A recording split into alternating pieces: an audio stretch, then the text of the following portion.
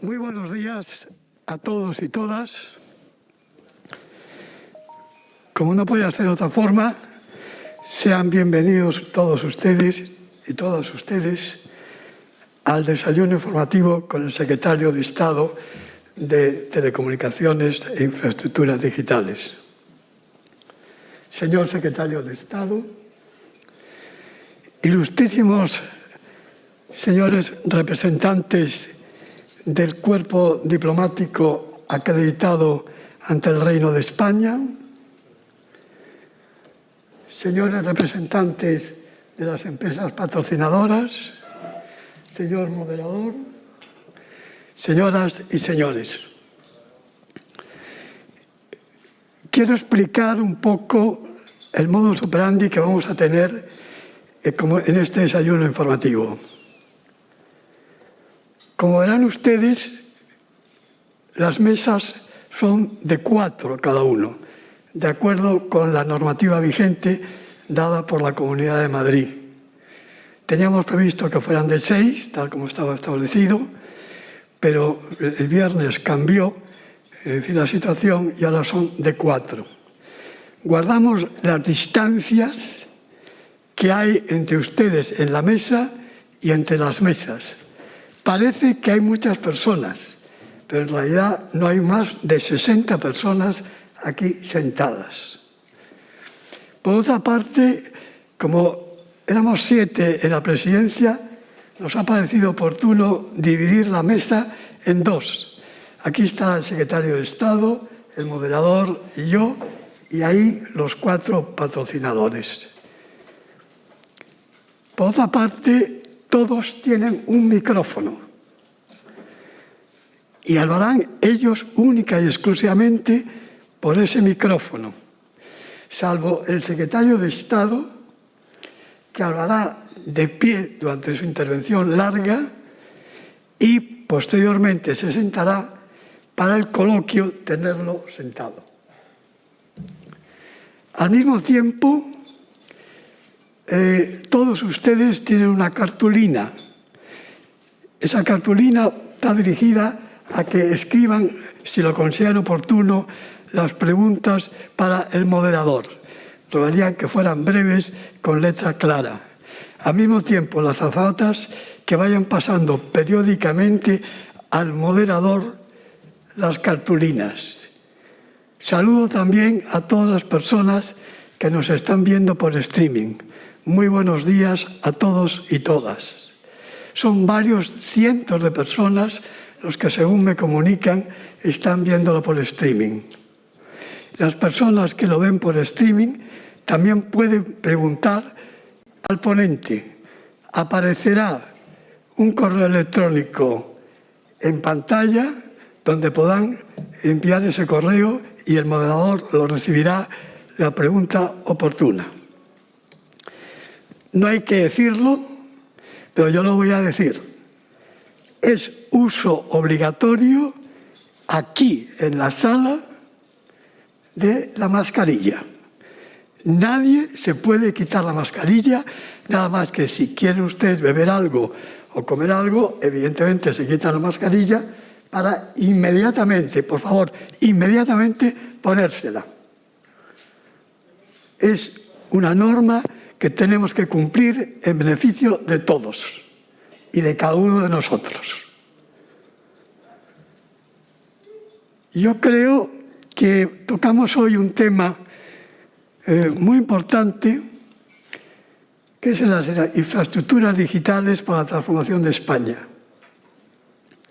Ya, el pasado día 17 de noviembre, con la secretaria de Estado de Digitalización, tuvimos un desayuno informativo y ahora tenemos otro sobre el tema de las infraestructuras digitales. Es uno complemento del otro. Las telecomunicaciones aspiran a tener de los fondos europeos del orden de 4.320 millones de euros en 5 años. Para fibra, para el 4G, para el 5G y también ya En China se está hablando del 6G.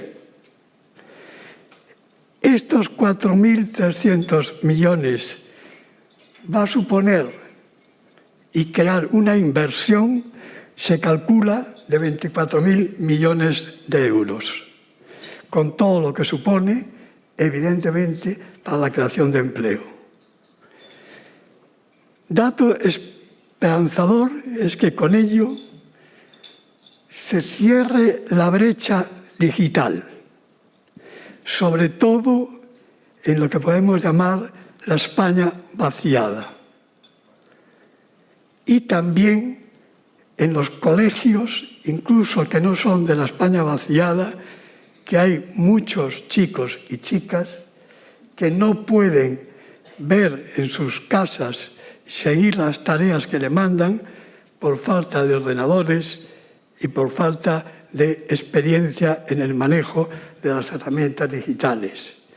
Todo eso hay que dedicar una cantidad importante a formación, para que aquellos, sobre todo los que viven en zonas rurales, personas mayores, que no conocen perfectamente el manejo de las herramientas digitales, que lo lleguen a aprender, no diré a dominar, pero por lo menos a aprender lo suficiente para manejarse.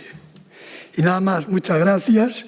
Gracias a los patrocinadores porque han hecho posible este desayuno informativo. Muchas gracias a ti, secretario de Estado, por aceptar amablemente nuestra invitación. Y quiero felicitarte también porque tienes un equipo que te acompaña magnífico, eficaz, que rápidamente, cuando nosotros le planteamos que pudiera venir a este desayuno informativo, que nos hiciera el honor de estar con nosotros el secretario de Estado, el equipo del secretario de Estado rápidamente lo vio con mucho interés, y yo agradezco muy profundamente al director del gabinete y a la directora de comunicación su rapidez, su eficacia en las funciones que les compete. Nada más, agradecido al secretario de Estado nuevamente, y tiene la palabra, tal como hemos establecido en la agenda, el señor Antonio Calvo Ruiz, que es director de venta especializada de T-Systems. Tiene la palabra Antonio Calvo. Gracias.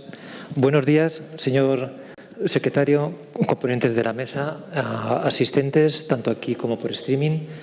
Permítame una breve introducción de T-Systems, para quien no lo conozca. Somos la filial de TI del grupo Deutsche Telekom, presentes en 20 países, unos 38.000 empleados. En España somos unos 2.500 y estamos presentes en los mercados de auto, finanzas, seguros, logística, servicios. Por supuesto que en la administración pública, en los 3 niveles, tanto la parte local, la parte autonómica, a nivel nacional y, como no, también en el sector de la salud.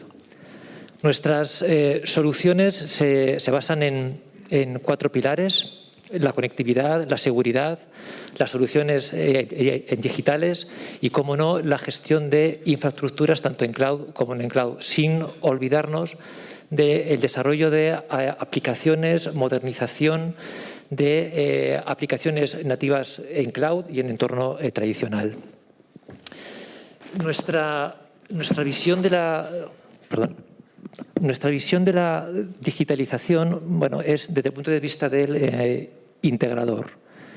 Yo creo que mirando esta mesa, de forma natural se nos ubica en ese rol y damos a las empresas y a la sociedad lo que podemos llamar esta última milla de la solución, creando valor encima de esta infraestructura digital, que ya tiene mucho valor por sí mismo, pero la complementamos con este valor añadido, generando esa aplicación.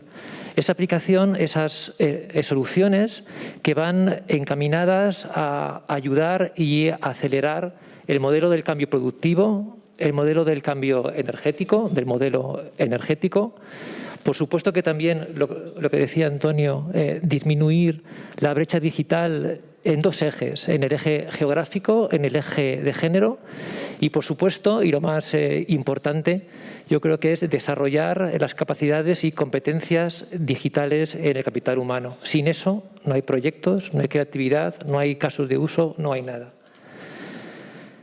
Prueba de ello es los proyectos e iniciativas que estamos trabajando, por cierto, con algún componente de la mesa, bajo el paraguas de los proyectos PERTE y pues de forma concreta trabajando en temas de carretera inteligente, coche conectado, desarrollo de capacidades de inteligencia artificial, seguridad alimenticia con blockchain y también ayudando en el cambio del modelo productivo orientado a la industria en proyectos de edge computing y seguridad industrial.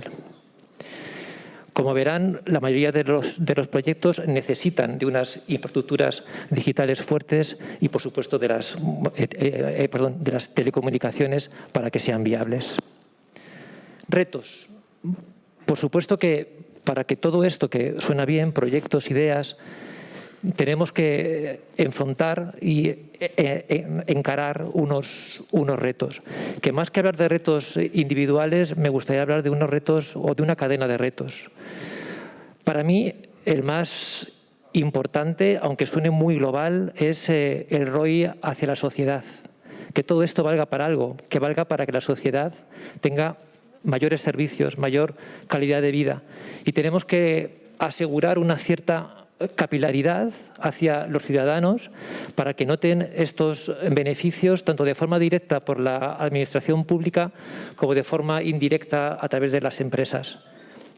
Y cuando hablamos de la sociedad, sale un segundo reto, que es foco en el periodo de transición tan importante en todo cambio del modelo. Y también pensamos que la aplicación de la digitalización es importante en este periodo de la transición, sobre todo para fortalecer y para ensanchar esa base de conocimiento digital, esa base de capacidades digitales. Y sin nombrarlo, ya lo he nombrado, que es este tercer reto, que es justamente ese, desarrollar capacidades digitales en España.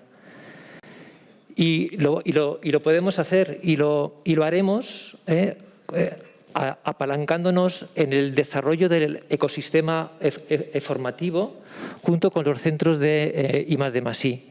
Pero cuidado, porque tenemos otro reto, que es reforzar el proceso de transferencia de conocimiento de esos centros de I+D+I hacia la sociedad, hacia las empresas y, en general, hacia la administración.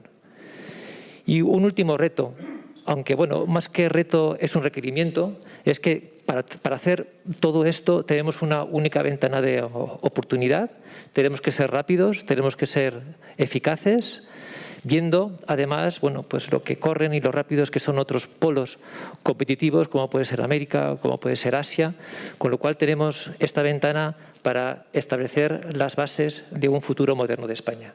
Muchas gracias.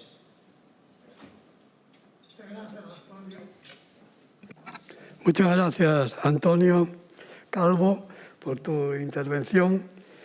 Y siguiendo el orden, a continuación tiene la palabra Antonio García, otro Antonio, hay muchos Antonios aquí. Antonio García Casla, que es director de ventas al por mayor y regulaciones de Adamo Telecom. Tiene la palabra. Buenos días. Lo primero, agradecer al club la invitación a Adamo y especialmente a ti, Antonio, por darnos la oportunidad de estar aquí y presentarnos a todos vosotros. Gracias a los ponentes, secretario, el ministro y, por favor, a todos los asistentes, que los tiempos que corre estar presentes aquí ya tiene mucho mérito, ¿no? Mucho valiente aquí y en streaming. Por ser la primera vez, permitirme que hable un poquito de Adamo. Espero que, además de ser la primera, no sea la última. Nuestra visión o nuestra presencia en el mercado es básicamente estamos a caballo entre operador de telecomunicaciones y prestador de servicios de infraestructuras, con un foco muy claro en esa España vaciada que mencionaba antes Antonio. Desde el principio nos hemos enfocado más por obligación que por devoción en ese mercado rural. Y digo por obligación porque al final competir en ciudades grandes donde hay tanta presencia de operador con campañas de marketing y músculo financiero, nos ha obligado a ir a buscar un nicho más acorde con nuestra capacidad y por eso siempre nos hemos centrado en esa España vaciada. Desde el principio, además, hemos intentado ofrecer un nivel de productos en esta España vaciada de primera categoría, es decir, que en estos municipios, además de haber servicios de alta capacidad, sean también servicios competitivos. Desde el principio ofrecimos servicios de 100 megas en el año 2007, en el 2013 ofrecíamos servicios de 300 megabits y ya en el 2014 ofrecíamos servicios de 1 giga, que es ahora lo estándar en el mercado, pero que nosotros ya estábamos ofreciéndolos desde hace tiempo. En el 2017 tenemos la entrada de un fondo de infraestructuras que hace que cambiemos un poquito la orientación de la compañía y decidamos abrir nuestras redes a otros proveedores. Damos un salto a ese mundo de la compartición de infraestructuras, al mundo mayorista, donde alcanzamos 100 operadores, incluso con operadores de primer nivel, como puede ser MásMóvil y Euskaltel. Y el hito más reciente que nos hemos visto agraciados, espero que sea por suerte, es el tema de las ayudas del Ministerio al despliegue en 19 provincias, donde hemos sido agraciados con el PEVA, que a poco que conozcáis un poco el sector, podréis imaginar que para nosotros es un verdadero orgullo haber sido agraciados con estas ayudas. Un reconocimiento a la tarea que veníamos haciendo de desplegar en municipios rurales y, sobre todo, también una gran responsabilidad porque tenemos que llevar fibra a sitios en los que hoy por hoy las capacidades de conectividad son muy limitadas y, además, con unos precios que en estos entornos son bastante caros. Nuestra misión, básicamente, es llevar la fibra a todos los rincones del país en los que hay una necesidad de Internet de alta capacidad y, además, con libertad de elección. Es decir, todo lo que está pasando en Madrid, Barcelona, Sevilla, en las grandes ciudades, esa gran competencia y esos servicios de primer nivel que hay a nivel de las grandes ciudades, trasladarlo a pequeñas poblaciones. Actualmente estamos presentes en más de 700 municipios, tenemos una red troncal propia. La red troncal propia es una de las joyas de la corona. Estamos hablando de municipios en los que no hay infraestructuras previas, hay que construirlas, hay que hacer las zanjas, hay que utilizar tendidos eléctricos. Tenemos 1,5 millones de hogares conectados, donde ofrecemos estos servicios de primera necesidad y alta capacidad. Porque, para que os hagáis una idea un poquito de qué municipios estamos hablando, más del 80% de estos 700 municipios son municipios de menos de 5.000 viviendas. Hablamos de lugares muy pequeños, sitios en los que el business case, ese ROI que decía antes Antonio, es difícil justificarlo, pero que con un diseño eficiente y muy apalancado en la inversión que estamos haciendo, estamos siendo capaces de llegar a prestar servicios a pequeñas zonas rurales. Tenemos una red abierta con más de 100 operadores, tanto nacionales como operadores locales, que es una figura relevante que merece la pena mencionar. No tienen un producto y un mensaje generalista, sino que están en el terreno, están en el pueblo, están codo con codo con el cliente, tienen tiendas y presencia en el municipio que les ayuda a tener al cliente muy localizado y muy controlado. Y nuestro objetivo de aquí al 2023, junto con PEVA, la primera fase, veremos qué pasa en la segunda, es llegar hasta un nivel de 2,4 millones de aquí al 2023. Y, por último, por dar un poquito una visión de lo que ha pasado en las infraestructuras durante la pandemia, ¿no? Por poner un poquito de piel a los hilos y al hierro, ¿no?, que hay detrás de esta infraestructura.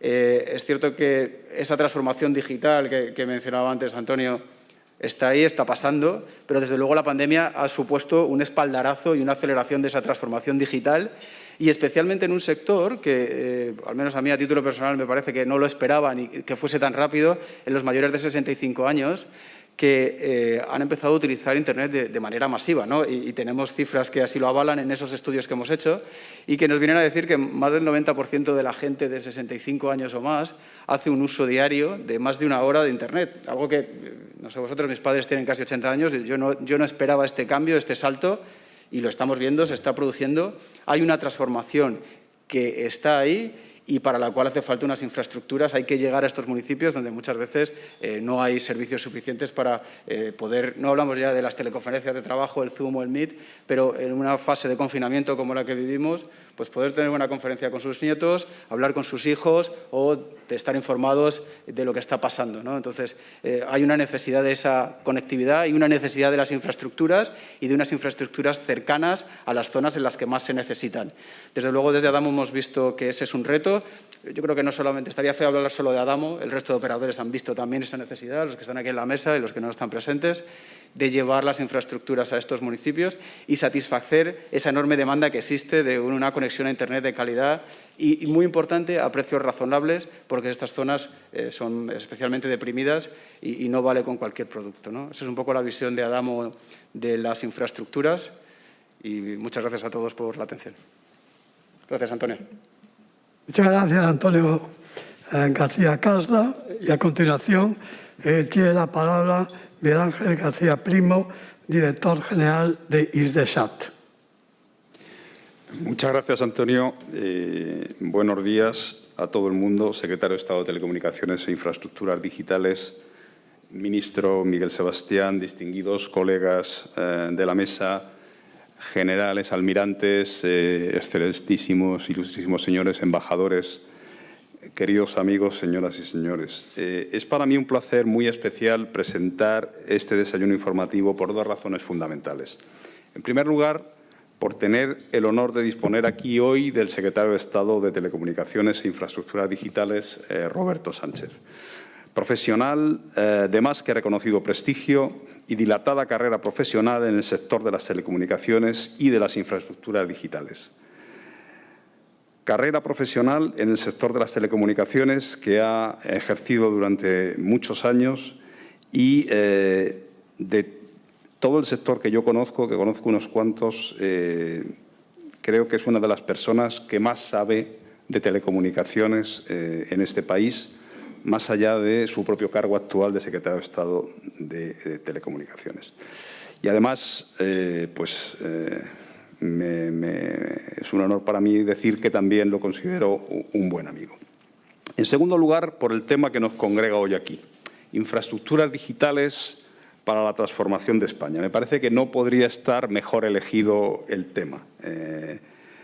Me parece que las infraestructuras digitales suponen una auténtica revolución en todos los ámbitos de la vida, por supuesto en las relaciones económicas, pero también en las sociales y personales.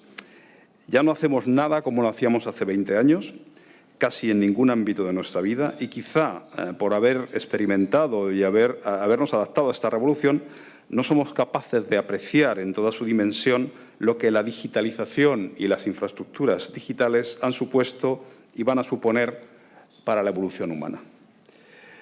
Sé que todos ustedes estarán acostumbrados a las infraestructuras digitales más clásicas, fibras ópticas, redes 4G, 5G, 6G, etcétera. Pero ya que tengo la oportunidad de estar en este foro con todos ustedes, me gustaría mencionarles otras infraestructuras digitales que también contribuyen a la transformación de España y que quizás, porque no se ven o porque no están ubicadas en el planeta Tierra, nos podemos olvidar a veces de ellas. Me refiero a los satélites artificiales. Como creo que saben ustedes, ISDESAT Servicios Estratégicos es una empresa que es un operador y proveedor de servicios gubernamentales por satélite y pues tenemos distintos satélites ubicados en el espacio ultraterrestre, en particular a 500 kilómetros de altura sobre la superficie terrestre, en órbitas polares, síncronas solares. Tenemos fundamentalmente los satélites de observación de la Tierra, que permiten obtener información digital de distintas características físicas de nuestro planeta, como por ejemplo el satélite español PAZ. PAZ es un satélite radar de apertura sintética de muy alta resolución que tiene una proyección del píxel, es decir, el tamaño más pequeño que es capaz de distinguir son 25 centímetros proyectado sobre la Tierra y permite obtener geoinformación digital, obviamente del territorio nacional, pero también de Europa y del mundo, para múltiples sectores económicos. Agricultura, medio marino, bosques, petróleo, gas, minería, construcción, utilities, seguros, inmobiliario, ordenación del territorio, emergencias, ayuda humanitaria, flujos migratorios, meteorología, clima, eficiencia energética y, por supuesto, seguridad y defensa, que es una de nuestros máximos focos en esto. Un poco más arriba, a unos 800 kilómetros, tenemos también una constelación de satélites o de cargas útiles que vuelan en los satélites Iridium NEXT, que permiten monitorizar el tráfico marítimo mundial en tiempo real. Es decir, sabemos dónde está cada buque en cualquier parte de los mares del mundo y en tiempo real. Y ya más arriba, a 36.000 kilómetros de la superficie terrestre, se encuentran los satélites de comunicaciones geoestacionarios que permiten comunicaciones digitales de banda ancha con cualquier parte del mundo o del territorio que interese. En particular, nuestros satélites de comunicaciones seguras para aplicaciones gubernamentales, especialmente defensa y seguridad, SpainSat y Extareur, son una infraestructura digital en el espacio que permiten comunicaciones de banda ancha seguras en todos los despliegues de nuestras Fuerzas Armadas. En este momento, 16 misiones internacionales por todo el mundo están conectadas a través de nuestros satélites. En poco tiempo estaremos con unos nuevos satélites, SpainSat Nueva Generación, que es una infraestructura digital en el espacio mediante satélites definidos por software, donde mediante software definimos tanto la cobertura que queremos hacer, el tamaño de la misma, el ancho de banda de las señales que queremos pasar y la propia potencia que le vamos a suministrar a esas señales. Estas infraestructuras digitales y muchas otras solo se pueden desplegar en el espacio cuando el país, el Reino de España, tenga derechos de ubicación en la órbita o en el recurso órbita espectro de ese tipo de satélites. Y, bueno, pues la Secretaría de Estado de Telecomunicaciones, que dirige Roberto Sánchez, efectivamente, una de sus múltiples funciones es también conseguir los acuerdos de coordinación internacional con el resto de países del mundo para utilizar esos activos estratégicos que el Reino de España tiene en la órbita geoestacionaria. En definitiva, con esto doy por concluida la introducción y solo quería recordarles infraestructuras digitales que transforman España, pero que no están en España, están en el espacio ultraterrestre. Muchas gracias. Muchas gracias, Miguel Ángel García Primo. A continuación tiene la palabra María Luisa Melo, que es Directora General de Asuntos Públicos, Comunicación y RSC de Huawei España. Cuando quieras. Muchas gracias, querido Antonio. Buenos días a todos, estimado secretario de Estado de Telecomunicaciones, representantes de T-System, de Adamo y de SAT, miembros del cuerpo diplomático que nos acompañan hoy de las Fuerzas Armadas, estimado ministro Miguel Sebastián. Bueno, en primer lugar, me gustaría dar las gracias por la invitación al Club Diálogos por la Democracia y transmitir nuestro agradecimiento, porque es un privilegio para Huawei poder participar hoy en este desayuno, que yo creo que es uno de los primeros semipresenciales que estamos celebrando, ¿no?, en este año 2021. Un inicio de año, sin duda alguna, convulso, intenso, pero un inicio de año que estamos convencidos que va a ser decisivo para el sector de telecomunicaciones y para el sector de infraestructuras digitales y también clave para la recuperación económica del país. También es un año muy importante para Huawei. Es un año muy importante porque celebramos 20 años de desarrollo de negocio en nuestro país, con lo cual es una celebración importante. He de reconocerles que Huawei identificó España como un país estratégico hace ya 20 años y, sin duda alguna, ha sido muy importante y, de hecho, fue el primer país europeo en el que la compañía decide instalarse hace ya 20 años. Hemos logrado a lo largo de estos años la confianza de muchos clientes, operadores de telecomunicaciones, proveedores, empresas pequeñas y medianas y, sin duda alguna, hemos logrado crecer y aportar valor añadido a la economía digital, a la sociedad española, con más de 1.000 empleados directos y más de 10.000 empleos indirectos generados. Y, fundamentalmente, hemos crecido, yo diría, en valor, desde una visión que parte de la voluntad de contribuir al desarrollo de una economía digital disruptiva, segura e inclusiva, que no deje a nadie detrás, pero también desde el compromiso de aportar valor a la formación y a la capacitación y al talento, tanto de hombres como mujeres. Pues bien, la compañía no se equivocó en su momento cuando apostó por España, un país que sin duda lidera la conectividad a nivel europeo. Es el tercer país del mundo, como bien saben, en despliegue de fibra óptica y es un país, además, que parte de una posición muy avanzada en el escenario de despliegue de tecnologías 5G. Lidera el ranking de experiencias pilotos de 5G a nivel europeo, contando con 32 de las 245 experiencias piloto que existen a nivel Europa, así como en el ámbito de ciudades 5G, existiendo 39 inmediatamente después de Reino Unido. Por lo tanto, yo creo que es importante poner en valor la apuesta que ha venido haciendo este país en temas como la conectividad digital y la tecnología 5G, dos pilares claves de la Estrategia España Digital 2025, que desde la compañía tenemos muy presente en coordinación con muchos socios y de desarrollo de negocio, en el marco de ese plan de recuperación, transformación y resiliencia de la economía española.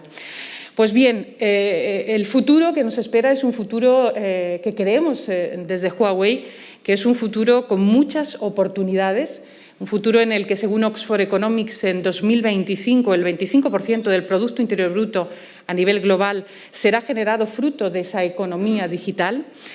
Y, sin duda alguna, el nuevo paradigma de comunicaciones inalámbricas 5G será clave, pero también hay otras tecnologías muy importantes, la computación en la nube, la inteligencia artificial, los sistemas de realidad aumentada y de realidad virtual.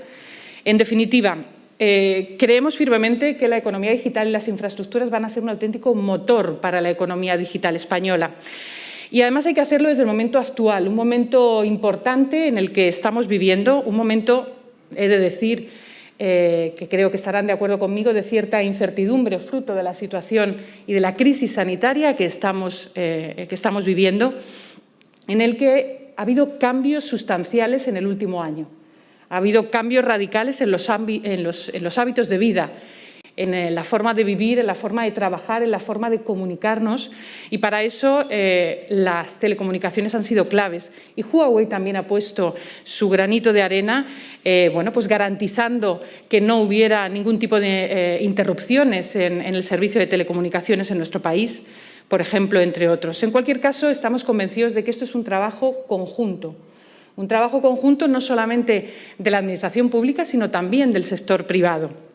En ese sentido, la inversión en I+D es muy importante y creemos que debe de seguir siéndolo. Y así lo hemos venido haciendo desde Huawei a nivel mundial, con más del 14% de la facturación destinada íntegramente a I+D, pero aquí también en España. Muchos proyectos de cooperación con universidades, con laboratorios de innovación conjunto y, mencionado por nuestro presidente, el presidente de Diálogos por la Democracia, Antonio Gavilanes, al principio de este desayuno, hemos empezado a explorar conjuntamente con algunas universidades españolas laboratorios de innovación en el ámbito del 6G o con el Barcelona Supercomputing Center en ámbitos como el High Performance Computing o inteligencia artificial.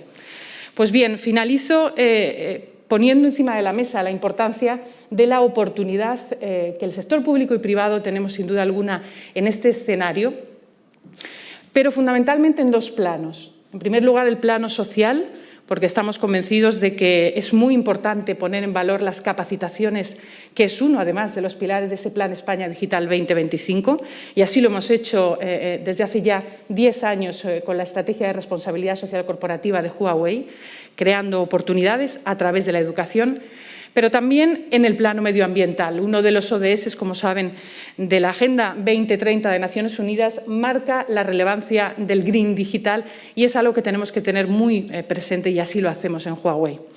Pues bien, finalizo resumiendo o subrayando esa oportunidad a la que me refería, una oportunidad que consideramos que es un auténtico reto de país, en tanto en cuanto creemos que es muy importante abordarlo desde la cooperación público-privada, como decía, pero también, sin duda, desde la necesidad de una regulación que habilite y que contribuya a la seguridad de las infraestructuras de telecomunicaciones, desde una perspectiva que abogue por criterios técnicos y objetivos en un plano macroeconómico de libre mercado y libre competencia y de innovación, y fundamentalmente en un plano social que garantice los derechos y las oportunidades de todos los usuarios en esta economía digital. Muchísimas gracias.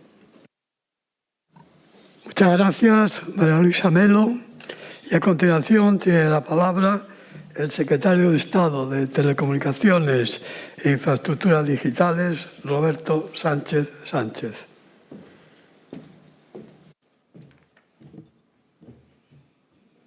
¿Darle aquí? No. Ah, sí. Ah, bueno. Buenos días. Muchas gracias. Bueno, buenos días,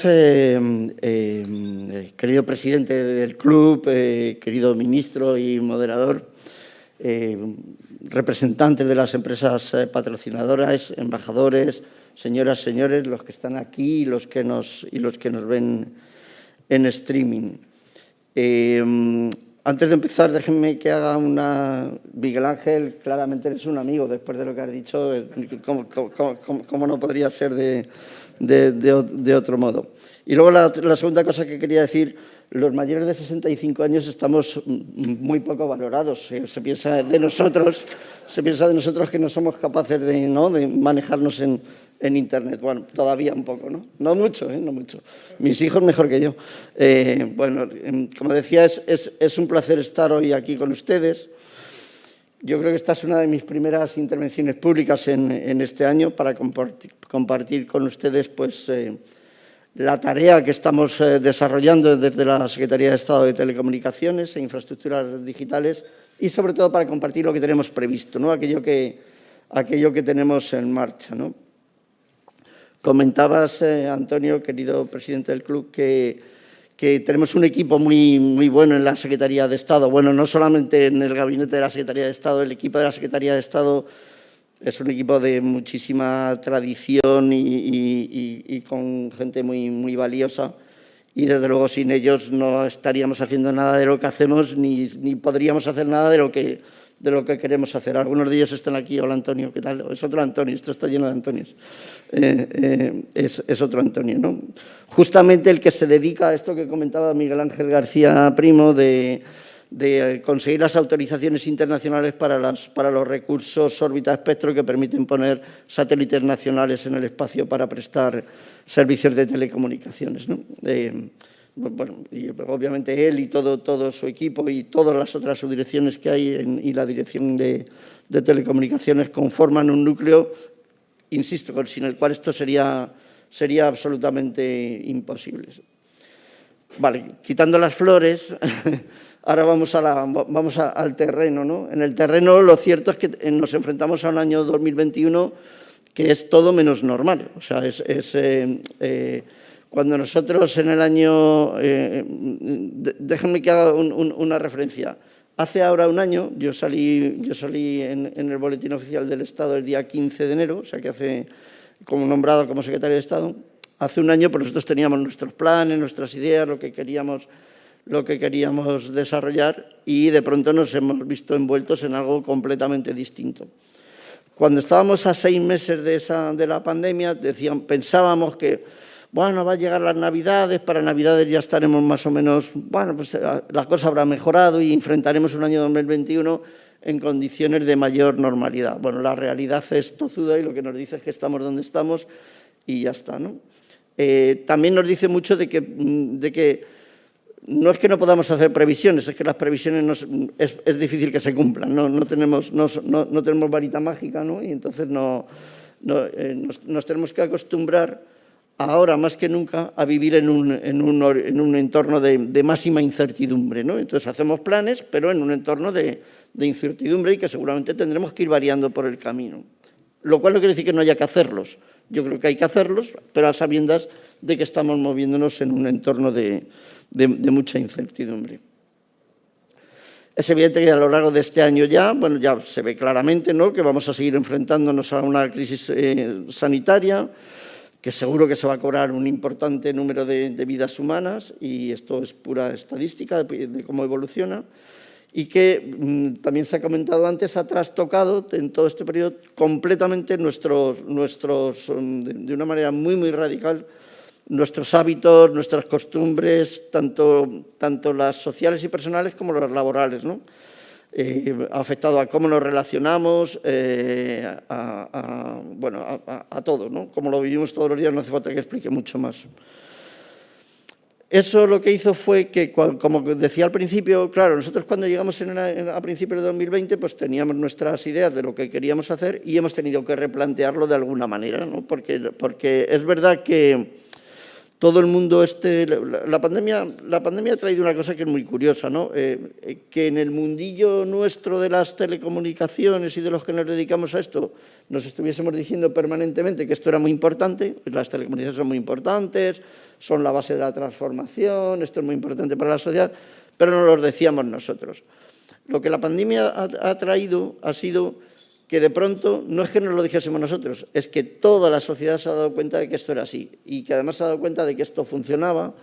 Y una cosa que yo resalto muchas veces en mis intervenciones, que es que la tecnología es tan buena que la hemos adoptado con total naturalidad, incluso en una situación de no programada, o sea, no preparada, sino que directamente nos hemos metido en ella con mucho voluntarismo, pero también que se ha demostrado que la tecnología se adoptaba sin más. O sea, hemos pasado al teletrabajo sin preparación. Yo recuerdo que estábamos en el mes de febrero en el Ministerio planteándonos hacernos un piloto de teletrabajo, ¿no? Oye, vamos a coger una unidad, vamos a hacer un proyecto piloto de teletrabajo, cogemos a 100, 200 personas, ¿no? Para ver un poco cómo funciona esto.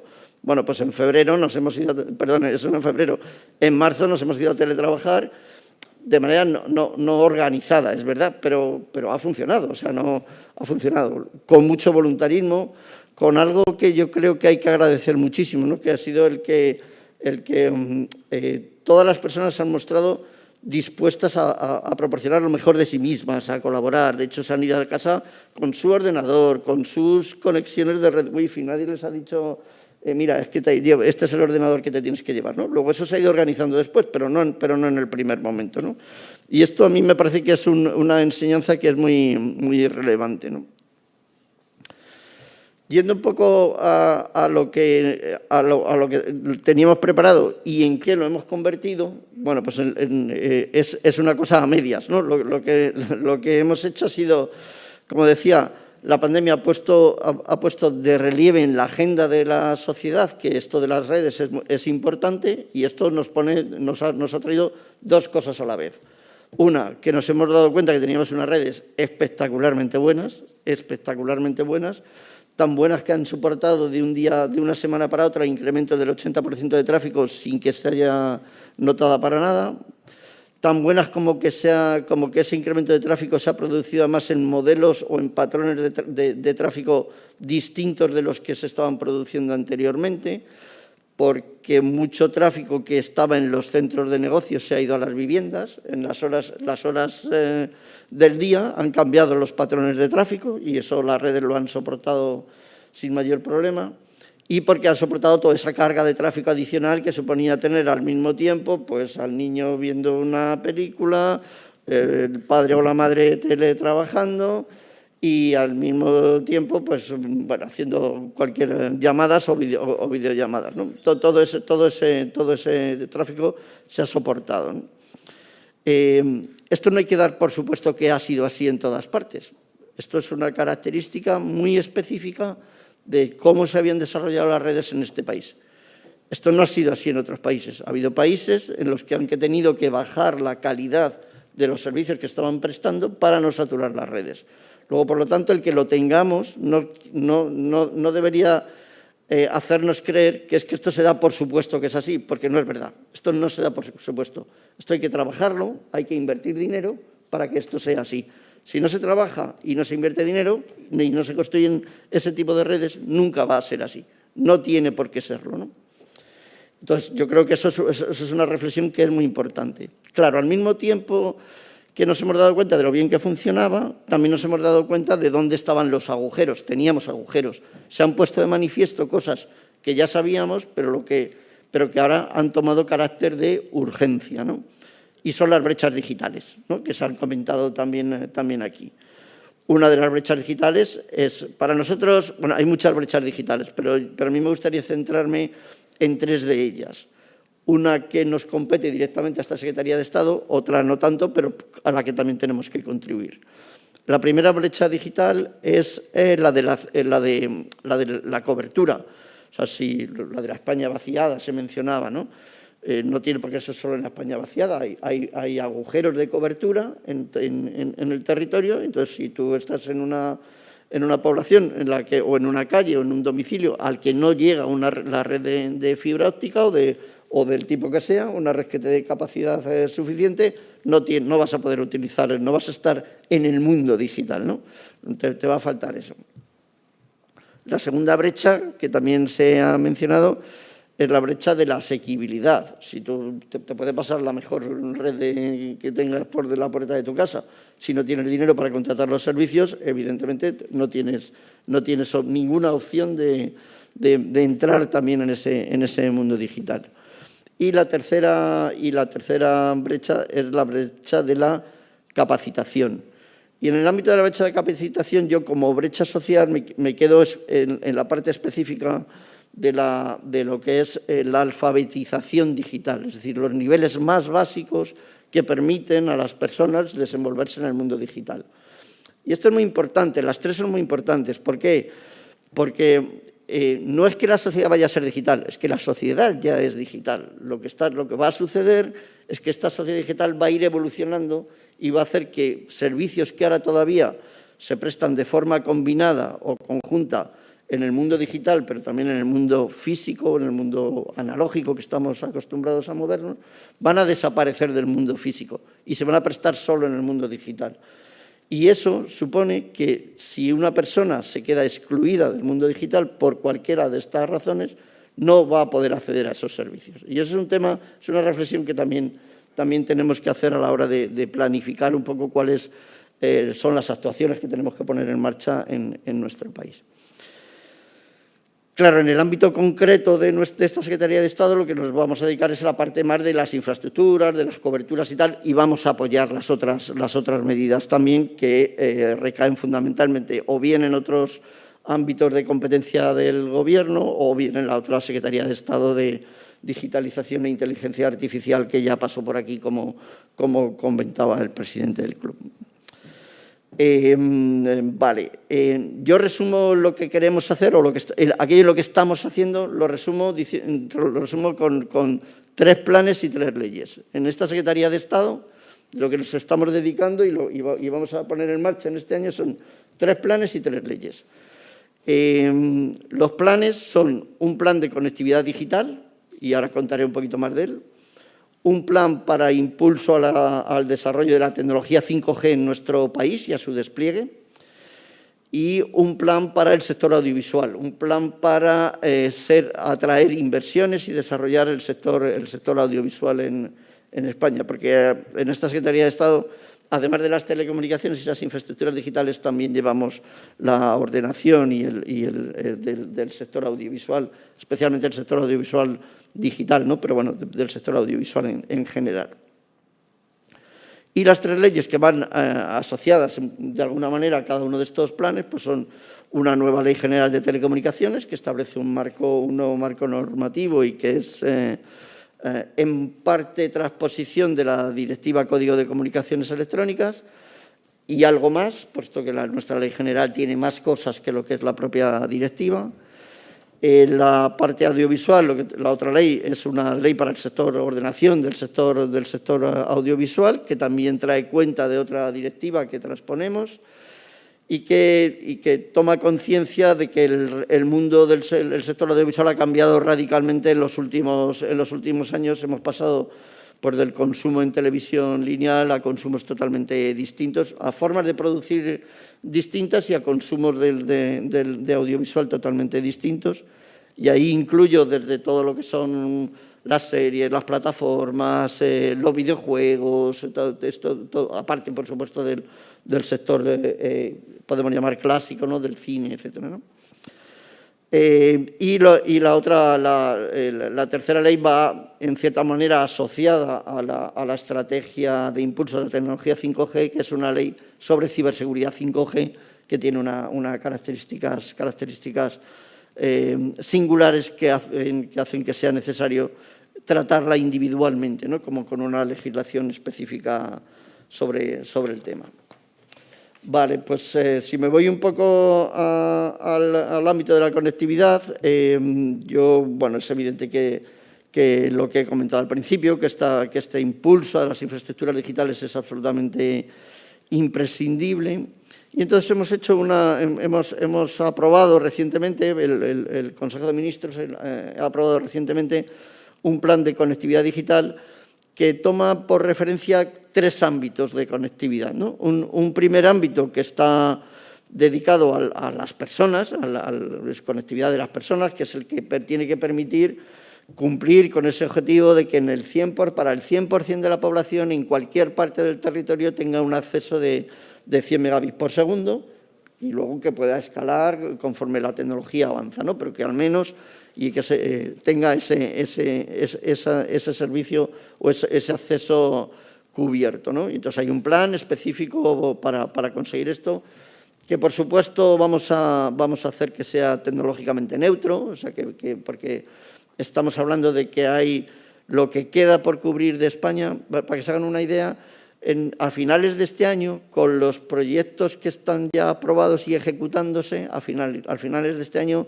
el 91% de la población de este país ya tendrá acceso a 100 megabits por segundo. O sea que lo que nos queda, ¿no?, por cubrir es muy poquito, ¿no? Bueno, es un 9%, o sea, no es que sea ni mucho ni poco, pero es un 9%. Pero claro, es el 9% más difícil, ¿no? Es el 9%, digamos, más costoso y más difícil.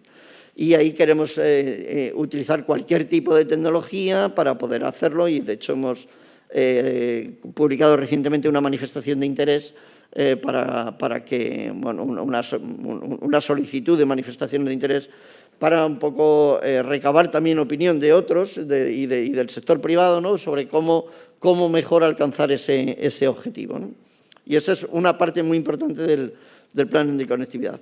La otra parte que es muy importante del plan de conectividad es conectividad para las empresas. Y ahí cubrimos o intentamos cubrir en este plan todo el abanico, ¿no?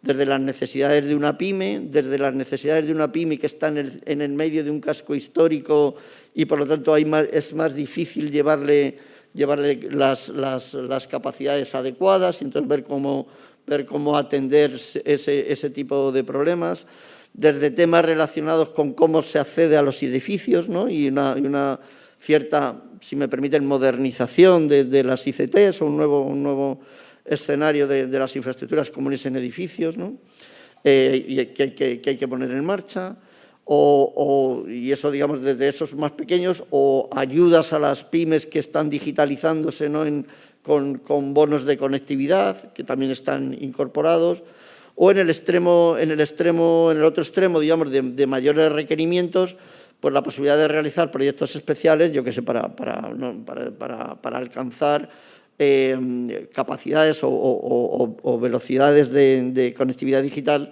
que están fuera del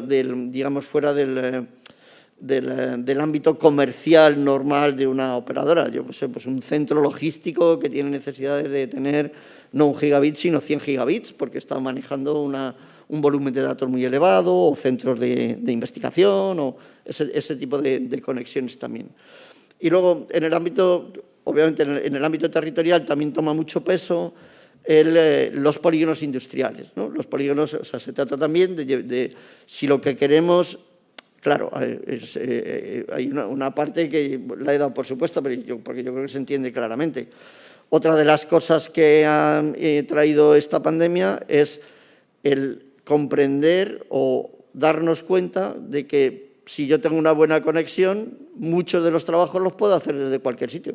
No tengo por qué estar en el centro de la ciudad o no tengo por qué estar, ¿no? Y entonces desde ese concepto también de desarrollo territorial, conseguir que todos los polígonos industriales o todos los parques empresariales que están por el territorio tengan esas buenas conexiones también ayudará, ¿no?, a ese desarrollo territorial importante, ¿no? Voy a acelerar un poco porque veo que si no el moderador me tiene que cortar, yo creo, porque yo me enrollo mucho, ¿no? Bueno, entonces, como decía, voy a ir sintetizando, tenemos una parte de conectividad dedicada a las personas, una parte de conectividad dedicada a las empresas, con muchos ámbitos, y otra en conectividad tenemos otro eje de trabajo, que es el mundo de los datos. Los datos cada vez manejamos mayor número de datos que hay que procesar, que hay que almacenar y que hay que transferir de un sitio a otro, ¿no? Y eso en cadenas internacionales. Entonces, una parte del plan de conectividad está dedicado a reforzar España como un hub de datos en nuestra zona del sur de Europa. Además, la península ibérica en ese sentido es un sitio estratégico situado, también con el refuerzo de las conexiones internacionales. Y aquí hablo de los grandes centros de proceso de datos, pero también de los centros de proceso de datos necesarios para el edge computing, y también hablo de cables submarinos, ¿no? Las interconexiones internacionales a través de las cuales circulan los datos, ¿no? Entonces, convertir la península ibérica, junto con nuestros colegas de Portugal, con los que estamos con una conversación muy fructífera, pues convertirla en un hub de datos internacional daría mucho. Es uno de los temas a los que también se dedica este plan. El plan de conectividad tiene previsto unas inversiones de más de 2.300 millones de euros hasta el año 2025, de los cuales aproximadamente 2.000 millones se espera que procedan tenemos previsto que procedan del Fondo de Recuperación, Transformación y Resiliencia de la Unión Europea. Y, como decía, se completa con lo que es la Ley General de Telecomunicaciones. El segundo bloque al que quería referirme hoy es la estrategia de impulso al 5G. Claro, de alguna manera el desarrollo del 5G y la conectividad también van ligados de alguna forma, porque incluso podría utilizarse como tecnología el 5G para incrementar la conectividad. Pero nosotros lo tratamos de manera separada porque están en dos momentos distintos. Mientras que en uno lo que estamos es mejorando la conectividad, avanzando en lo que nos queda. En la estrategia de impulso al 5G lo que estamos es en el momento de la irrupción en la economía de una nueva tecnología. Y además irrumpe una nueva tecnología que tiene características que la hacen que vaya a ser muy transformadora y muy radicalmente transformadora y muy rupturista en muchos tipos de negocio. Va a cambiar la forma de producir, va a cambiar la forma de prestar servicio. Y eso es porque tiene capacidades de muy alta velocidad, equivalentes a las que tendríamos con el servicio fijo, pero en movilidad. Y esto es muy importante. Tiene también capacidades de altísima densidad de dispositivos, lo cual la hace idónea para cuando hay entornos muy complejos en los que hay que manejar muchos datos que se mueven máquina a máquina, no se van a mover con intervención humana. Y luego también la bajísima latencia, ¿no? Que permite que haya. La latencia es digamos, la separación entre que yo doy una orden y esa orden es entendida por quien se la tengo que dar y ejecutada, ¿no? Eso es muy bajo y eso permite aplicaciones que hoy día no son posibles, como con 4G no son posibles, ¿no? Entonces, aquí lo que tenemos es también objetivos un doble objetivo. Primero, desarrollar ampliamente una red de 5G en todo el territorio. También tenemos propuestos modelos de ayuda que permitan que el despliegue de las redes 5G no se limite a lo que es el despliegue que sería convencional en un operador, sino que se atiendan también zonas del territorio en las que, si esto existe, va a haber una transformación económica importante y una mejora de la conectividad importante.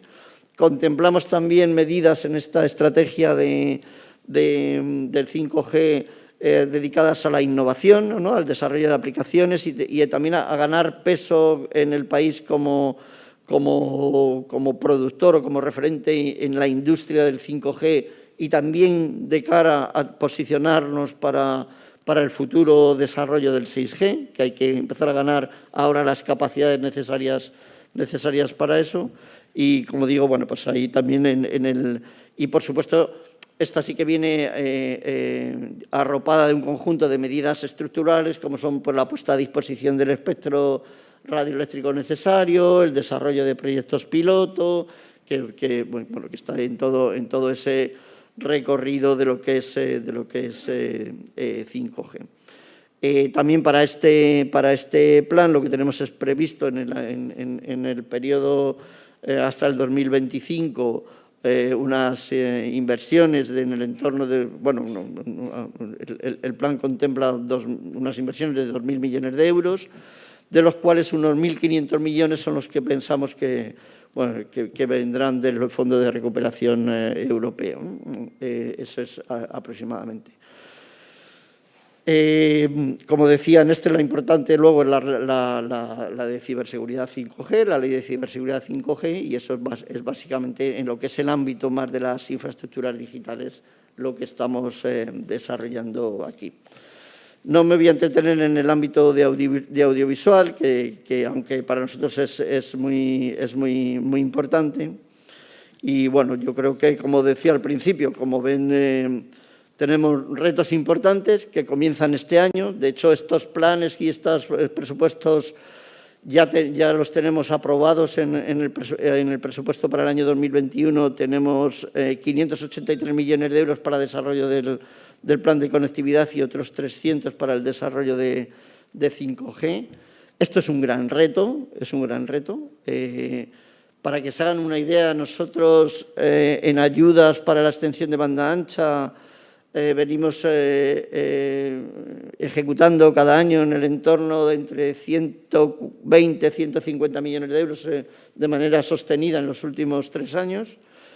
Y ahora lo que tenemos para ejecutar son 883, o sea que es un reto de gestión importante, pero bueno, también es un reto ilusionante, ¿no? Yo normalmente digo que de la tragedia que es esta crisis sanitaria surge también un modelo de ilusión, porque es verdad que nunca hubiésemos pensado en tener esta tragedia, pero también es verdad que nunca hubiésemos pensado en tener a disposición del Estado 140.000 millones de euros para transformarlo, para desarrollar, para mejorar nuestras capacidades, nuestra competitividad y para hacer un país también socialmente más justo, ¿no?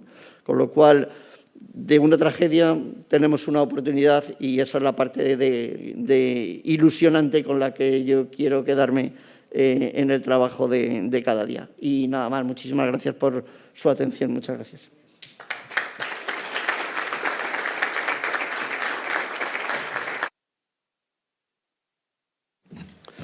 Cuando antes Miguel García Primo hablaba de los grandes conocimientos que tiene el secretario de Estado, evidentemente ha quedado con su intervención ampliamente demostrado su gran valía, su conocimiento y su facilidad para exponer los temas.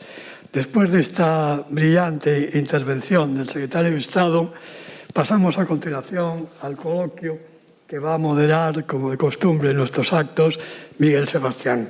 Miguel, tienes la palabra. Bueno, muchas gracias, Antonio, secretario de Estado, un placer. En mis tiempos, cuando yo era ministro, teníamos una Secretaría de Estado que se llamaba Secretaría de Estado de Telecomunicaciones y Sociedad de la Información, SETSI.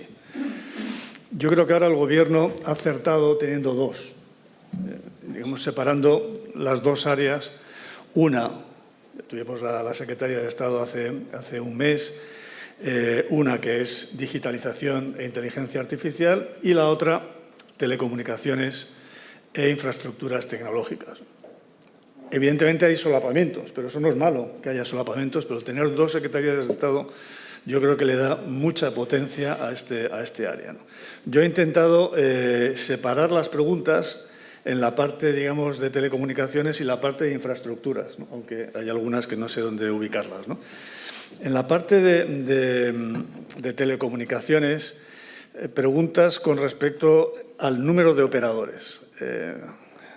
Hay para todos los gustos. Hay gente que dice que tenemos demasiados operadores, que deberíamos ir a una concentración de operadores. Hay gente que dice que al revés, que tenemos demasiado pocos operadores y que deberíamos favorecer más la competencia. ¿Cuál es tu visión con respecto a este punto del número de operadores? ¿Quieres que te haga varias preguntas y tú luego...? ¿Prefieres ya responder directamente? No, como tú prefieras. Vale. Yo creo que en el tema digamos, de Teleco hay pocas preguntas, casi todas están referidas parece que me han llegado algunas nuevas, a la parte de de infraestructuras, ¿no? En la parte de infraestructuras hay muchas preguntas relacionadas con el 5G, ¿no? Hay una que hace Carlos Manso, de ABC, sobre la fecha. ¿Cuál va a ser la fecha de las subastas? Y cuáles van a ser, digamos, los objetivos, porque ha habido algún cambio en las condiciones de dicha subasta y entonces, ¿cuáles son los objetivos, digamos, de estas subastas de 5G? Hay también muchas preguntas relacionadas, o algunas preguntas relacionadas con el 6G, si vamos a ir de la mano de Europa, si vamos por delante o por detrás de Europa.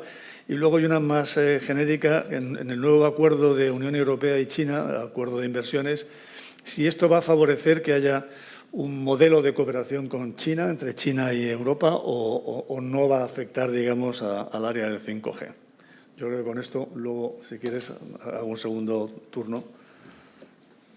Claro, número de operadores. A ver, determinar si los operadores son muchos o pocos, pues esto es un ejercicio bien complicado. En realidad esto lo determina, yo creo que lo determina un poco el mercado. En España lo que sí que hemos tenido ha sido a lo largo del tiempo, pues digamos una regulación y un regulador que han permitido que nosotros, los usuarios y los consumidores de los servicios de telecomunicaciones tengamos una oferta muy variada, muy amplia, ¿no? Y eso es muy enriquecedor porque realmente lo que nos da, estamos en una situación de competencia entre operadores que a nosotros y de número elevado que a nosotros nos llegan como una oferta muy rica, ¿no? Muy enriquecida. Determinar que si son muchos o pocos pues es muy difícil de saber. Es verdad que cuando nos comparamos con otros, o sea, lo que sí que es verdad es que ¿qué es lo que necesitaríamos, ¿no? O sea, eso es mi opinión. ¿Qué es lo que necesitamos? Necesitamos operadores con compromiso a largo plazo con este país, punto uno.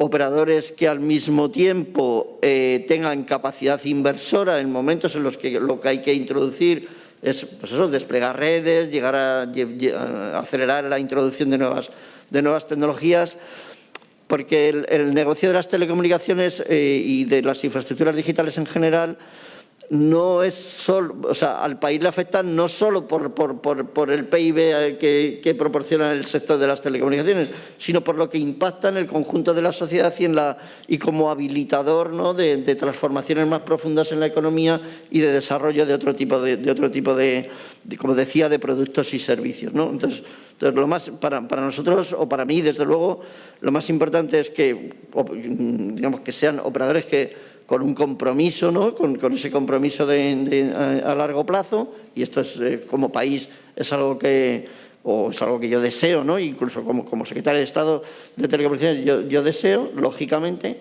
ese compromiso a largo plazo, esa capacidad inversora para hacer frente a los distintos ciclos inversores, porque las telecomunicaciones, ahora estamos en un ciclo inversor alto, pero es que esto no es una cosa nueva, o sea, esto se sucede pues periódicamente cada 5 o 10 años, ¿no? Hay ciclos de inversión porque la tecnología avanza muy rápido y hay que cambiarla, y eso también es importante. Y como último punto, pero como dato y no como nada, sí que es verdad que cuando lo comparas con otras zonas del mundo, pues evidentemente aquí hay un número de operadores muchísimo, este es un mercado mucho más fragmentado que lo que es el mercado chino o lo que es el mercado en Estados Unidos, ¿no? Esa es una realidad constatada. Que esto tenga como consecuencias en los mercados actuaciones distintas, pues eso es algo que nosotros no sabemos bien, ¿no? Bueno, sí sabemos, pero... Y sois neutrales, digamos, ¿no? Totalmente. La concentración ni la... Totalmente neutrales, ¿no? Luego, los otros temas son 5G, las fechas de las subastas.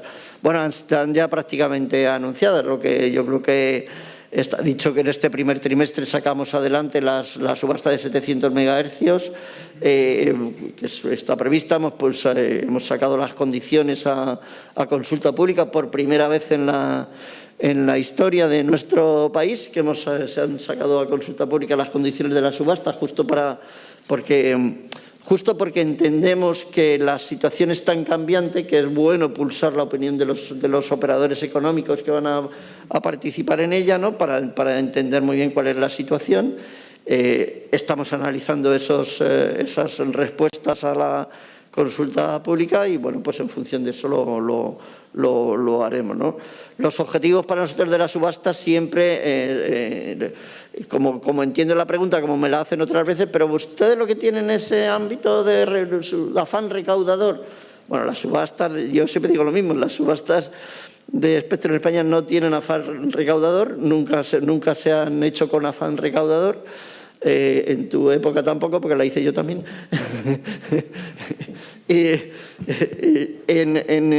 Entonces, nunca se han hecho con afán recaudador. Se han hecho porque es el mecanismo objetivo mejor para, digamos, adjudicar un bien que es muy valorado y que es público. O sea, el espectro radioeléctrico es un bien público y que tiene un valor. Entonces, la forma más objetiva de otorgar ese bien es a través de una subasta, puesto que es muy difícil diferenciar en el propio bien en sí mismo valores distintos asociados a lo que el propio mercado o los agentes determinen, ¿no? Esto se puso de manifiesto hace ya muchos años, en los años 90, en los que no era posible distinguir entre las ofertas, se adjudicaban a través de concursos, no solamente en España, en el mundo. Entonces la FCC, que fue la primera que puso en marcha subastas de espectro, determinó que no le resultaba posible diferenciar a través de un concurso los distintos a quién adjudicarle, porque todos ofrecían razonablemente lo mismo técnicamente, de compromisos y de todo, ¿no? Con lo cual ellos optaron por la fórmula de subastas y luego posteriormente esa línea de pensamiento ha ido calando en el conjunto, ¿no? El precio final de la parte de espectro, que es algo que yo creo que preocupa siempre, y cuánto se paga por ello, depende mucho de la dinámica de la subasta. Eso no lo determina el subastador, lo determinan los que están haciendo las pujas y que ellos son los que deciden colocarse en función de qué parte, ¿no? Y luego, en relación con el 6G y con yo creo que, bueno, nosotros, Europa en este caso, yo creo que no está y nosotros no estamos ni por delante ni por detrás que China o América. Yo creo que aquí se están desarrollando un poco en paralelo. También hay que entender que el desarrollo de estas tecnologías es tan complejo digamos y están tan entrecruzados los conocimientos y las patentes y se desarrolla tanto en espacios de normalización comunes o de investigación comunes, que avanza todo de una manera muy rápida. Nosotros como país estamos, en cuanto a nuestras capacidades de investigación e industriales, tanto para el 5G como para el 6G, estamos un poco por debajo de lo que nos gustaría. Más o menos donde hemos estado siempre. Lo que pasa es que nos gustaría estar mejor.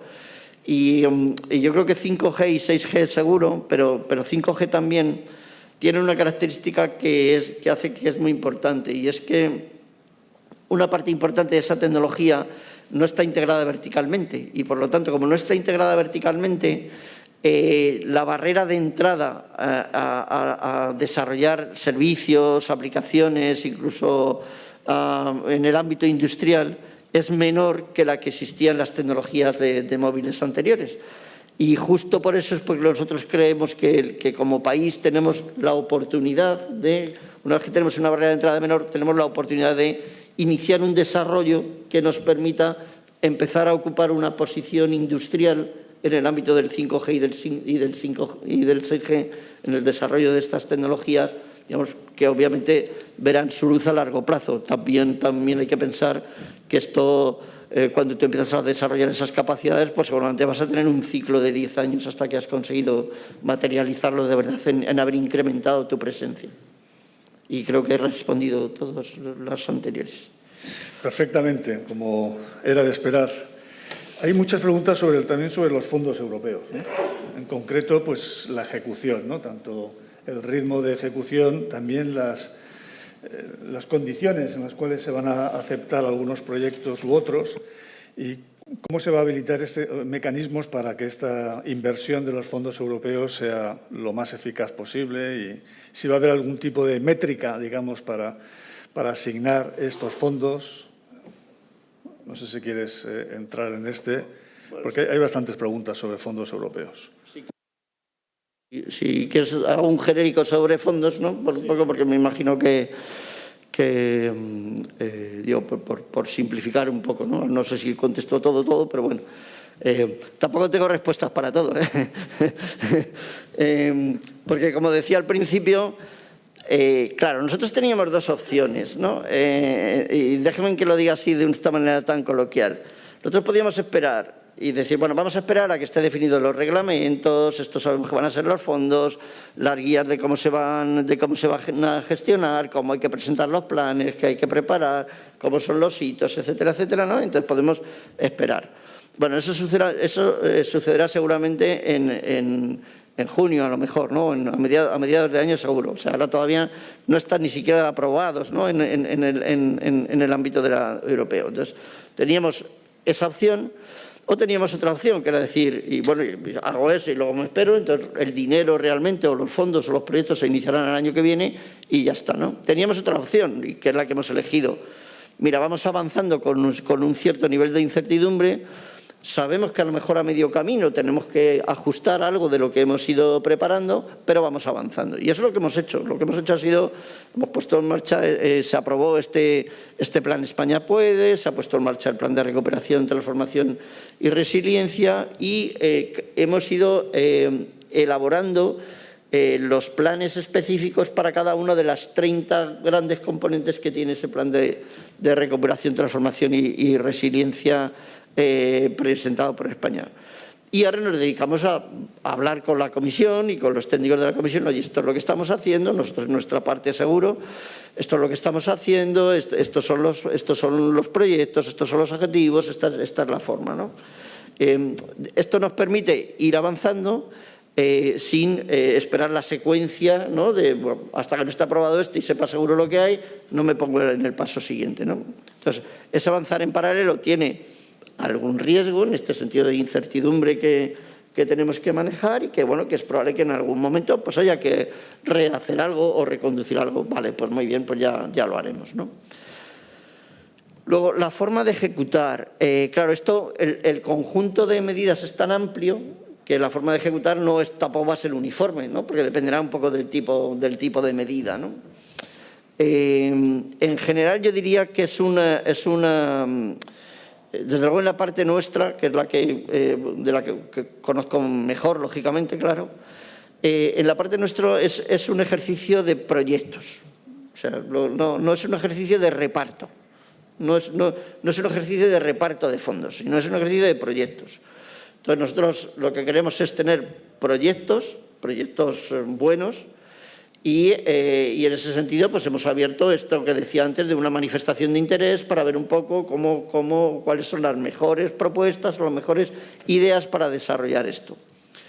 Las manifestaciones de interés tal como las hemos abierto además en la nuestra es un mecanismo para tener ideas, no para tener, ni da ventaja. O sea, nadie puede esperar, y además lo decimos muy claramente al principio del documento, nadie puede esperar que porque ha participado en la manifestación de interés tiene derecho a que se le vaya a adjudicar nada, ¿no? Eso no genera ese tipo de derechos y, por supuesto, guardamos la confidencialidad respecto de lo que nos proponen. Y con esa forma de hacer... Nosotros ahí ponemos lo que nosotros pensamos o cómo nosotros pensamos que se podría hacer, pero estamos abiertos a los comentarios que nos lleguen y a otras ideas. Esa es la forma en la que estamos manejando estas manifestaciones de interés. Y luego, como digo, es una estructura de proyectos, con la cual, oye, pues vamos abriendo las ventanillas, recibimos los proyectos que hay y ya llegará un momento, que no será dentro de muy tarde, pero que estamos todavía preparando, en el que ya sí que estaremos hablando de adjudicar cosas. Cuando hablemos ya de adjudicar cosas, pues dependerá, como digo, mucho del tipo de medida, porque hay cosas que se adjudicarán pues con una línea de una convocatoria de subvenciones, pero a lo mejor otras se adjudican mediante creando un consorcio para desarrollar no sé qué, o formalizando un convenio o con una concesión de servicio. O sea, es que ahí ya sí que es muy variable dependiendo un poco de cómo va, del asunto del que se trate realmente, ¿no? No es lineal, no es lineal. ¿Os preocupa, digamos, la espada de Damocles de las ayudas de Estado? Porque claro, es una losa que tenemos ahí en Europa. ¿Crees que esto se va a trabajar, se va a abordar? Claro que nos preocupa. Sí, ese es un tema muy relevante, ¿no? Es un tema muy relevante. Bueno, ahora mismo ha habido una consulta pública sobre ayudas de Estado que la ha puesto en marcha la Comisión Europea y sí que nos preocupa. Bueno, yo creo que hay que... claro, las ayudas de Estado hay que entender que es un arma de doble filo, ¿no? Porque si tú relajas mucho las ayudas de Estado, pues lo que resulta es que los países que tienen más capacidad económica van a poder favorecer mejor a su propia industria, ¿no? a su propia economía, porque ellos ya tienen... O sea, cuando tú lo relajas demasiado, ¿no? Las ayudas de Estado se inventaron o se crearon para que no hubiese una competencia desleal entre países dentro de la Unión Europea. O sea, para que, oye, yo tengo una gran capacidad económica, doy ayudas a mis empresas y las hago las más competitivas del mundo, ¿no? O sea, que las ayudas de Estado se crean para eso, ¿no? Entonces, ese concepto tiene que seguir perviviendo, ¿no? O sea, desde mi punto de vista, ¿eh? Desde mi punto de vista, yo creo que tenemos que mantener un régimen de ayudas de Estado que impida que de una manera artificial, es decir, dopada o ayudada por el dinero público, unas empresas sean más competitivas que otras en otros países, ¿no? Entonces, ese concepto tiene que perdurar. Pero también es verdad que en situaciones como esta, en las que lo que se trata es de relanzar la economía, lo que tendríamos que tener es un régimen más flexible o de aprobación más flexible y de aprobación más rápida que permita inyectar ese dinero en la economía, porque si no, al final, y no nos engañemos, inyectar el dinero en la economía es inyectarlo en el sector privado, o sea, aquí no hay magia, ¿no? Entonces, bueno, un poco en ese equilibrio es en el que estamos manteniendo las conversaciones, ¿no? con la Comisión. Luego hay muchas preguntas sobre brechas digitales de todo tipo. Brecha digital territorial. Hay una pregunta específica sobre el Club de Empresarios de Galicia que habla de si hay algún plan específico para algunos territorios, por ejemplo, Galicia, donde la brecha digital es más grave que en otros territorios, ¿no? Hay otra pregunta sobre si hay un plan específico, porque tú has hablado de personas, pero si hay un plan específico para pymes, dado que las pymes dominan, digamos, nuestro tejido productivo, ¿no? en nuestro país, ¿no? Y luego, bueno, preguntas también sobre la capacitación digital, ¿no? ¿Qué planes específicos va a haber para cerrar la brecha digital en el tema de la capacitación? Y luego hay una pregunta muy específica sobre los servicios de defensa, si también hay, digamos, algún plan específico para cubrir los servicios de defensa, que son parte, digamos, también de las responsabilidades, por decirlo así, de nuestra red, ¿no? O sea, que brechas digitales tienes de todo, ¿no? Bueno, de brechas digitales. Bueno, a ver, como decía yo, o sea, yo creo que las tres principales que había mencionado, para las tres principales que he mencionado antes, pues evidentemente tenemos tres planes específicos, ¿no? Para la territorial, como decía antes, pues efectivamente tenemos un plan específico que es para el que hemos lanzado esta manifestación de interés y que pondremos en marcha en este año. Como decía, este mismo año tenemos 583 millones de euros que ejecutar, que es aproximadamente pues, entre 4 o 5 veces lo que hemos hecho en el año pasado, ¿no? Y está dedicado en una buena medida a esa brecha digital territorial. Y sí, vamos,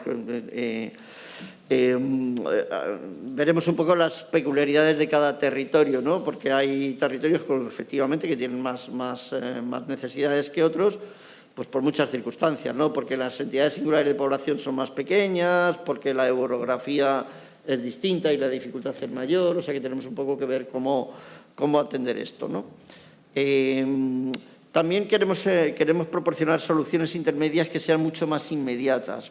¿Por qué? Porque tampoco nos engañemos. Yo además esto también lo he dicho alguna vez. Es como yo he hecho algunas veces un jarro de agua fría, ¿no? Pero entre que tú apruebas un proyecto y lo tienes ejecutado pasa un tiempo. Y esto es así. Entonces todo el mundo sabemos que estamos acostumbrados a que cuando hay que construir una carretera, pues eso se lleva su tiempo y bueno, con las redes pasa lo mismo. Es que necesitan tiempo para construirse. Como decía antes, en este año 2021 alcanzaremos el 91%, pero de proyectos que aprobamos en el 19 y en el 20. O sea, que es que los aprobamos en el 19 y vamos a verlos ahora ejecutados.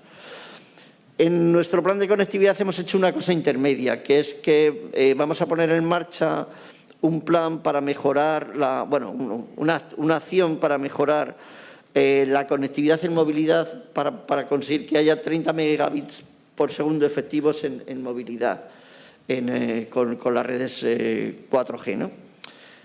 Eso es muy importante, no es el camino final, que es el que ya hablamos de tener 100 megas, pero tener pronto, si el camino final lo vamos a hacer en el 25, si conseguimos que en el 23 ya tengamos esos 30 megabits por segundo, para la mayor parte de los servicios y aplicaciones que se utilizan es suficiente. Si además los tienes en movilidad, quiero decir que en cualquier punto, pues evidentemente eso es un avance muy, muy significativo, ¿no? Y eso es una parte importante. Luego, lo veréis hoy, pero bueno, se están aprobando dos, y los presentará yo creo que el presidente de Gobierno y por lo tanto no me voy a adelantar mucho, pero se están aprobando un plan específico para pymes y otro plan específico para capacitación, ¿no? Para capacitación digital. Y no voy a destripar nada más porque se lo tengo que reservar al presidente de Gobierno. Y luego la otra cosa para los servicios de pymes... Y para los servicios de defensa, yo creo que ahí hay lo que hay, o sea, no lo sé exactamente, yo creo que lo que sí que hay es un efecto importante por todo lo que es el ámbito de las tecnologías duales, pero que sí que hay proyectos que puedan desarrollarse digamos que tengan ese doble uso, ¿no? Pero nosotros en nuestra parte no tenemos ninguno específico ahora mismo identificado en lo que es esta Secretaría de Estado. Muy bien, haces bien en no hacerle spoiler al presidente de Gobierno, creo. Ha gustado mucho tu idea de Península Ibérica como hub de datos para el sur de Europa y alguien pregunta si se podría ampliar a que España fuera también un hub de datos para el oeste, digamos, la vertiente atlántica de África y que ahí Canarias podría jugar un papel. No sé qué te parece esta idea, me ha parecido una idea interesante, pero... No sé. Sí, he destacado únicamente la parte esta por lo que supone del acuerdo con Portugal, ¿no? Y del concepto de Península Ibérica. Pero por supuesto que también en el ámbito Canarias entra en la ecuación. De hecho, hay algún cable ahora desplegándose en el entorno de África con punto de aterrizaje aquí en España, con punto de amarraje del cable submarino aquí en España, ¿no? Que es el cable to África, ¿no? Sí, o sea, lo que venía a contar es, y por eso destacaba la parte la parte nuestra, ¿no? de nuestro propio territorio, incluyo ahí, por supuesto, Canarias y Baleares, que faltaría más, ¿no? Pero, digamos, aparte de eso, yo destacaba la parte del acuerdo con Portugal que es... Me parece relevante que empecemos a tener esa visión conjunta, ¿no? entre los dos países, ¿no? Y también es muy importante ahí un tema que no he mencionado porque no me da tiempo a todo, pero claro, si estamos estableciendo cables submarinos que llegan a tierra en el Atlántico y luego en el Mediterráneo y otro en el Cantábrico, ¿no? con el Bilbao, ¿no? Si además conseguimos que haya interconexiones de muy alta capacidad entre todos esos puntos, lo que estamos es generando una red de conectividad transfronteriza de altísima capacidad y esto nos sitúa muy bien. Pues quedan solamente dos preguntas. Una sobre el satélite Ingenio, más o menos La pregunta es un poco más agresiva de cómo te la voy a hacer yo, pero ¿por qué? ¿Qué pasó con el satélite Ingenio? Si es verdad que se lanzó sin seguro. Y luego hay preguntas con respecto a lo que has mencionado de la ley de ciberseguridad, ¿no? Si podrías ampliar un poco sobre el tema de la ciberseguridad, que es algo que preocupa no solamente, evidentemente, a la defensa nacional, sino también al tejido industrial, incluso a las propias personas. Bueno, del satélite Ingenio no voy a comentar nada porque bueno, tampoco está en mi ámbito de responsabilidad directa. ¿Hay alguna persona en la mesa que sabe algo más de ingenio que yo? Aunque yo sé algo. Pero bueno, nada, no tengo datos, yo no tengo datos de primera mano como para comentar un poco las características, ¿no?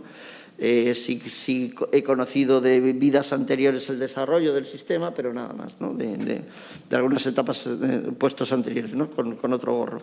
Pero no conozco exactamente la operación en este caso, ¿no? Y de ciberseguridad 5G, claro, aquí lo que es muy importante, he comentado así un poco de pasada, que necesitamos una norma específica de ciberseguridad 5G por varias razones.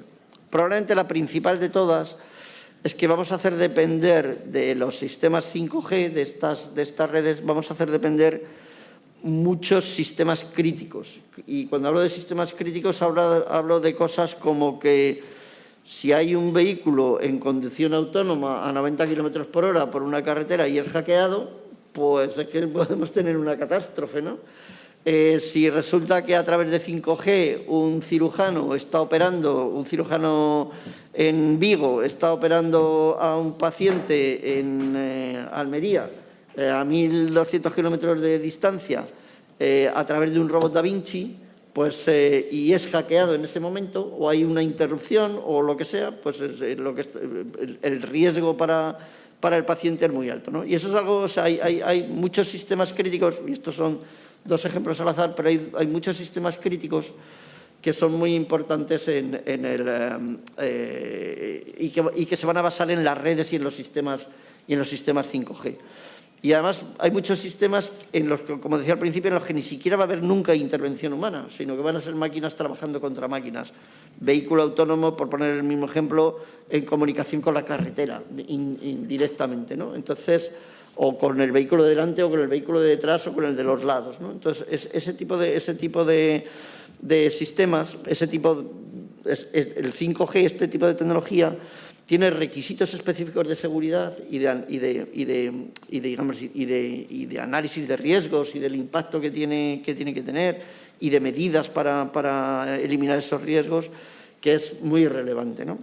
Entonces, eso hace que nos hayamos planteado en el nivel europeo, no solamente en España, puesto que esto ha sido un largo proceso de armonización a nivel europeo que hemos de alguna manera impulsado desde aquí, porque nosotros sí que creíamos siempre que no podemos hablar de sistemas seguros en un contexto europeo, porque al final, si no estamos yendo todos de la mano, porque al final la fortaleza de la cadena la va a dar el eslabón más débil, y si te van a atacar, pues en otro país, pues es que van a entrar en tu red y te van a atacar a través de otro eslabón. Luego siempre hemos propugnado que fuese un proceso armonizado.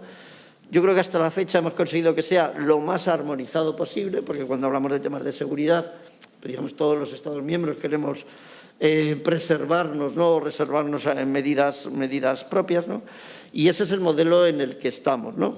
Y luego, bueno, pues el momento en el que estamos es, como digo, pues hemos puesto en marcha un anteproyecto de ley, lo hemos sacado a audiencia pública, ahora estamos ya en el proceso interno de evaluación de comentarios para luego, posteriormente, pues que pase por toda la tramitación para que sea aprobado por Consejo de Ministros, enviarlo al Congreso y a partir de ahí ya pues, se aprobará. Nuestra idea es ir lo suficientemente rápido como para tenerlo aprobado en este verano, ¿no? O sea, antes del verano, ¿no? Pero bueno, esos son nuestros deseos. La realidad, pues veremos un poco cómo vamos progresando. Y luego habrá posteriormente, claro, sus desarrollos reglamentarios, etcétera, pero en fin, que es un tema que es muy relevante y por eso lo hemos puesto como una legislación separada.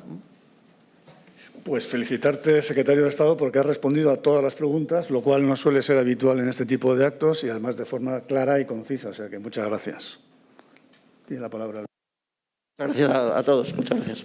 Bueno, creo que ha sido un debate interesante. El ponente principal, el secretario de Estado, ha quedado muy bien por su exposición y durante el coloquio ha contestado las preguntas con mucha valentía. Y yo nada más a todos ustedes agradecer su asistencia, agradecer lógicamente a los patrocinadores el empeño que han hecho en patrocinar este acto, al secretario de Estado enormemente gracias por el honor que nos has hecho, al moderador felicitarnos una vez más por su actuación y hasta la próxima. Salud y mucha salud. Muchas gracias.